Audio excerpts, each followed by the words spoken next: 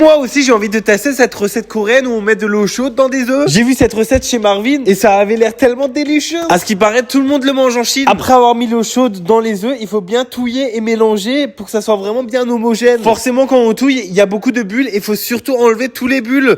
Une fois fait ça, tu le mets dans un petit plat et on re-enlève une fois les bulles qu'il y a au-dessus. Et c'est là que ça se complique. En fait, le plat, faut vraiment trouver un grand bol parce qu'il faut trouver un plat qui est assez grand pour le mettre dans le bol. Ensuite, on met de l'eau à l'intérieur et après, ça va cuire justement avec la vapeur de l'eau. Une fois mis dedans, ça prend à peu près 15-20 minutes pour que ça cuise et voilà, le tour est joué. Et là, vous n'êtes pas près de la texture. On dirait vraiment un flan ou un flambi. Et là, c'est l'étape la plus satisfaisante. Tu la coupes comme ça en quadrillé et c'est tellement satisfying. Une fois coupé, par contre, faut attendre quelques minutes parce que c'est hyper méga chaud. Il faut surtout pas prendre d'assiette en plastique parce que sinon ça fond. Et ensuite, c'était l'heure de goûter. Regardez-moi cette texture, on dirait vraiment un flambi. C'était hyper bon. Normalement, tu mets aussi un peu de sauce soja avec, mais bon, j'en avais pas, mais c'était délicieux.